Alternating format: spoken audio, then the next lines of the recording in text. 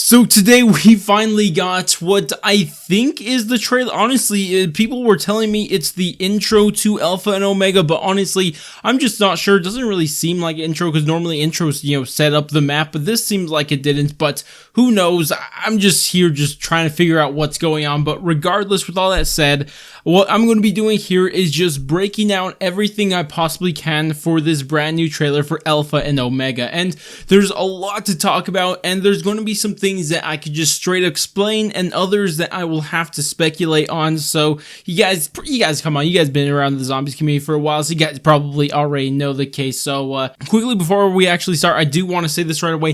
Thank you, Treyarch, for actually marketing this map. Thank goodness you didn't pull something like you did with Ancient Evil or even Dead of the Night, which didn't even get a trailer, I think. So, just thank you right there. But anyways, with that said, let's actually get into this video. So Nikolai's actually talking a lot throughout this trailer, and there's really nothing much that's worth pointing out. I mean, there's a couple things you can speculate on, but there's only pretty much one line in the entire thing that I think is really important, and we'll get to that towards the end of the video because that's when he says it. But how this trailer actually starts out is actually the teaser image that we just got, I think 3 or 4 days ago, and of course this is where we see someone dead with a gun next to them and something that looks like that was on Richtofen's character model based on the stitching on the belt looking thing. I'm not sure exactly what that is, but if you guys don't know what that is, I have a video like going 8 minutes into that single image, so if you guys are interested in that, it will be on screen right now or even in the description. But this is probably Richtofen is what I'm trying to say, and of course next to him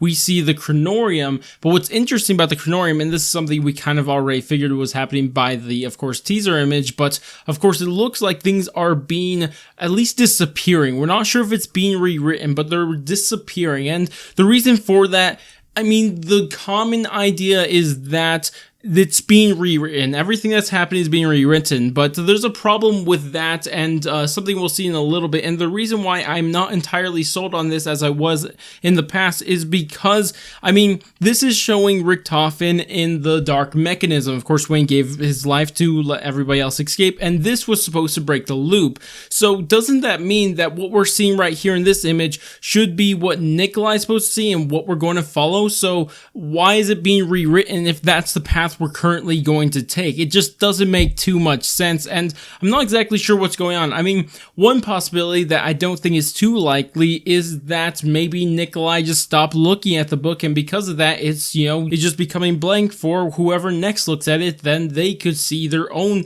version of the Kronorium. If you guys are unsure of how the Kronorium works, it shows you based on who you are and what you're looking for, pretty much. But again, I've already went to more depth in that kind of image before, so we're not going to spend much time on it. But right after that, we get one of the, I honestly don't know what to say, because this is the one I don't think a single person has a good answer for, because this one is just like, what's going on here? Because as you guys know, we could see Samantha, and this isn't child Samantha. Well, I guess she's still a child, but it's German Samantha, the very first Samantha that we actually saw, and which is, really cool to see her return and maybe have a huge influence on everything that's going to be happening in the future of DLC 3 and 4. But the question is, when is any of this happening? Because if our understanding of the storyline was correct, then shouldn't she be being manipulated by the Apothekins, but now she's fighting back? Maybe we did something and now she's able to fight back. Maybe Monty did something and now she's able to fight back. I'm not exactly sure, but we can't really tell when this is going on. And honestly,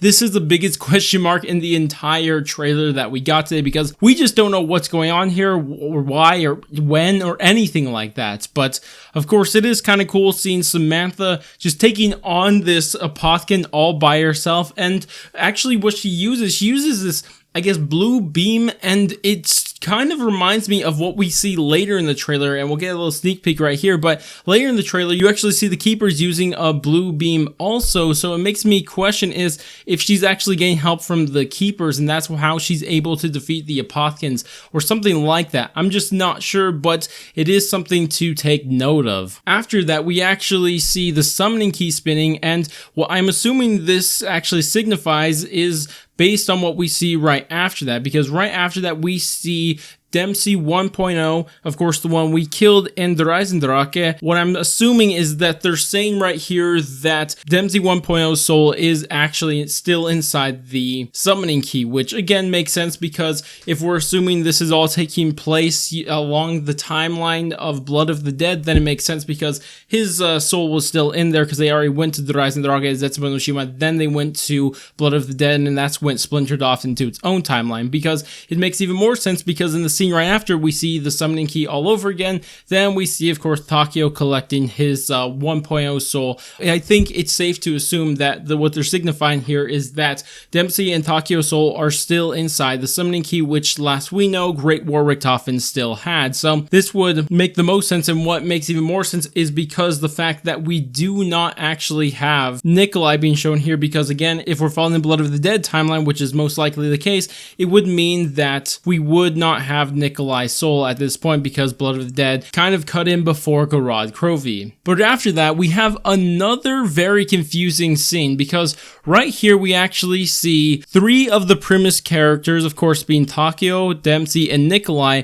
but alongside with them is Ultimus Richtofen, which is something we actually saw in the past with the loading screen at the end of, I believe, comic issue 1 or 2, I can't remember, it might even be one of those other ones, but regardless, is at the end of one of the comic issues we got a loading screen, which I believe was a remake of Die Rise if I'm not mistaken, and of course we saw an image very similar to this, and that was something we've always speculated to happen in whenever, Richtofen died after Blood of the Dead, because I mean, why else would Primus Richtofen not be with the rest of Primus if he wasn't dead? So that was the speculation for a while, but assuming what happens right after is implying what we think, then it really doesn't make too much sense, because if you actually go a little bit further, you could actually see they disappear from the image and the words disappear also. So this would make you think that maybe the timeline is changing, and maybe what we're seeing here is not events after Blood of the Dead, but instead they were events that took place in the original timeline with the cycle and pretty much everything that happened in Black Ops 3.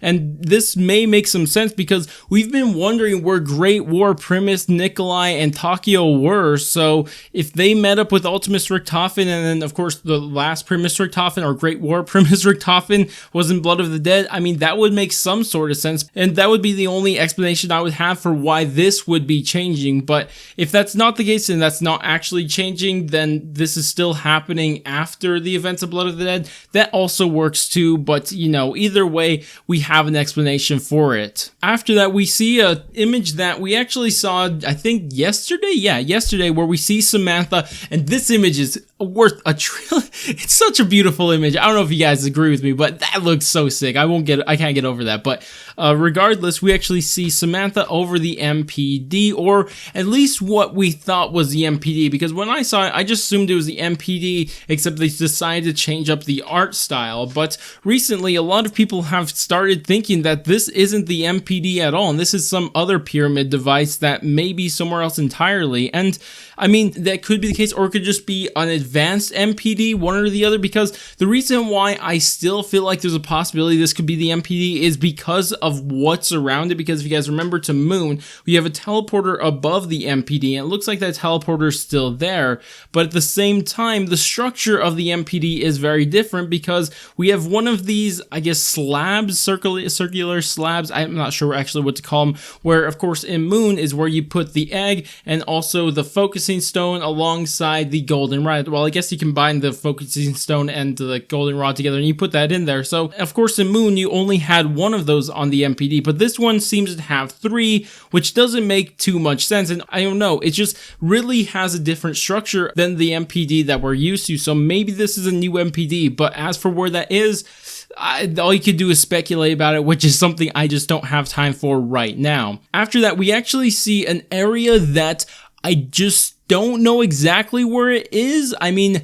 we're assuming this is Broken Arrow. Maybe it could be Purnell or someone like that. Maybe someone part of Broken Arrow, but really that's just a bunch of guesses because, you know, it could just be some random scientists. And this honestly might be the only thing that's setting up the upcoming map if this is an intro. And again, the reason why I find it hard to believe it's an intro, because this is the only thing that seems like it's setting up, because the rest feels very disconnected to a setup for a map. But regardless, that's kind of besides the point. But anyways, right after that, we see the return of our boy for the very first time inside Black Ops 4. Dr. Monty in the flesh, right in front of us. Of course, him sporting his nice red scarf and his homeless jacket. So, you know, it's nice to see him back, and, you know, he's wearing his scarf and everything. As for where he's at, there's been speculation that he's in the forest all over again. If you guys remember back in Black Ops 3, there's a big deal about the forest, but we never really found out what it had to do with anything. But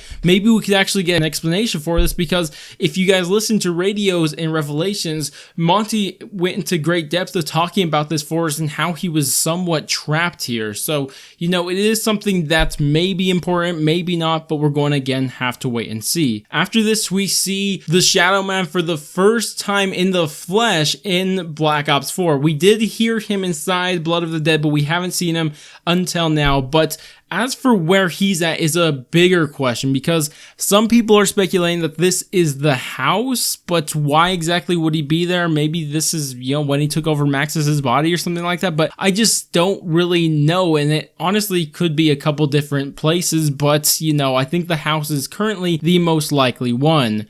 But after that, we actually see a hand around a power switch, and I think we all know who this is, because we see him in the next clip after that. And of course, it's Peter McCain's hand, the guys whose hand's been on every single power switch in every single zombies map that's had a power switch. And it's just, you know, a nice nod back to all the way back then, because of course, as we all know, Peter McCain, when he was escaping Verrucht, he got his arm chopped off, and that's why when you see him in Shinonuma hanging, which of course you could see here, he does not have an arm. So it's really interesting to see that, and, you know, it just seems like a nice nod back to, you know, some old-fashioned story stuff. It's already old-fashioned at this point, I don't even know. But regardless, after that, we actually see Misty. Now, she is not frozen, as you could probably tell, and this makes you question where's she at, because the background of her is not really, you know, giving any hints. Honestly, it's just purple, and I'm not too sure exactly what to make of it. But, of course, we do know that from this, we can tell she's probably defrosted. I assume this is after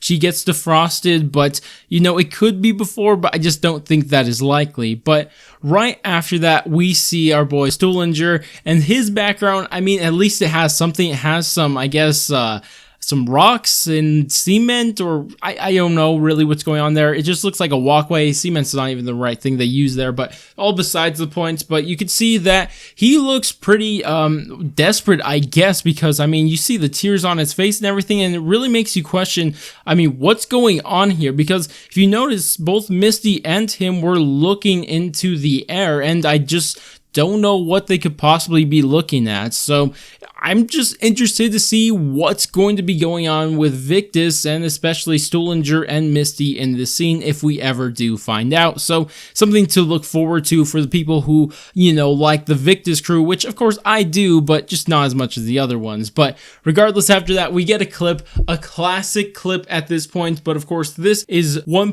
Richtofen, and when he was sending Samantha and Maxis through the teleporter, and of course, right after that, the events of the giant unfold. Quite cool to see, because, you know, it's just a classic at this point. But right after this, we get our very first look at the Great War. Now, we'll come back to this Great War because there's more clips in a little bit, but this one is like our, I guess, biggest wide shot of the Great War. Of course, just a couple explosions going off and the Keeper shooting beams into the sky. So that stuff's cool and all. But right after this actually shows us something that I honestly love so much. I really do like this. But as you guys can see, we have Dr. Monty looking at both Samantha and Eddie from the house. So these are the children. And one thing I really like about this is that we're honestly seeing American Samantha and German Samantha in the exact same trailer, which is honestly something we've never actually seen before. And I just like to see, imagine if you actually had those two interact. Well,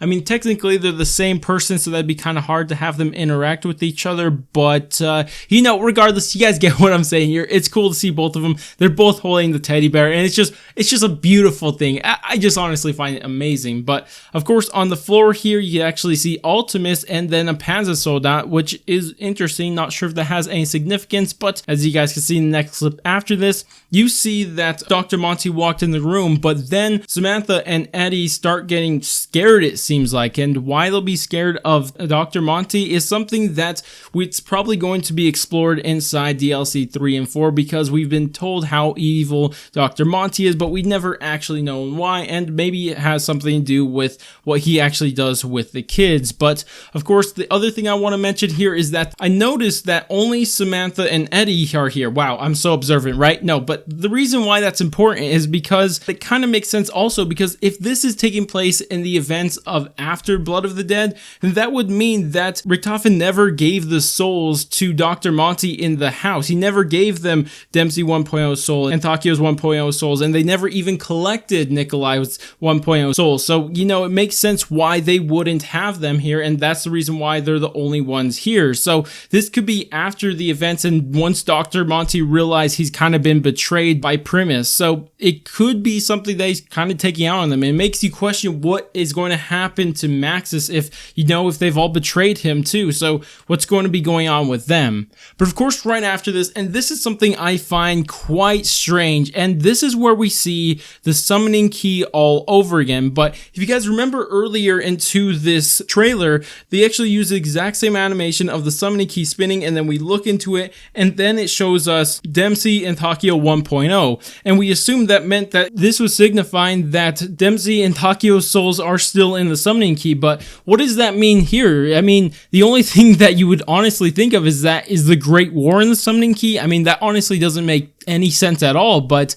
it just makes you question why exactly did they use that exact same effect that they seemingly used to signify something else earlier, signifying that these things were in the summoning key, but now it shows it for this. But why? I don't know. It could be just something that they thought was a cool effect to use again. I'm not sure, but regardless, we do see a couple more angles of the Great War. Of course, you see for the very first time Dr. Monty in his true form, I guess, and he looks a lot like an Apothicon, but I don't actually think he's an Apothicon. He's probably some other being outside of Apothicon and Keeper, to be honest. He could be like how the Shadow Man are kind of like, I guess, gods, because we've been told that there's multiple very powerful people like Monty and the Shadow Man, but we never actually seen any other one, of course, inside this form. So this could be that they were just their own gods having, you know, fight between each other, and one side uses the Apothicons and one guy uses the Keeper. So that could be what's going on. I mean, we're not sure, but it does seem like, to me at least personally, that it looks like maybe Dr. Monty isn't a Keeper and the Shadow Man isn't an Apothicon. But again, I could be mistaken. I could just be looking into something that's not there, but I'm pretty sure I'm not. But of course, that's when all the visuals end. And this is actually what I kind of mentioned earlier, because there's something that Nikolai says that actually may have some significance. And it's where at the end of this trailer, he says, when it fades to black, "May they all have mercy on my soul." Which is something that you would think, oh, just have mercy on me. Like, this is going to be so crazy what I'm going to be going through, right? But at the same time, it reminds me of what something that Great War Richtofen actually told Nikolai in the ending to Blood of the Dead. Because what did he tell him? You must keep your soul. It will be needed to defeat Dr. Monty.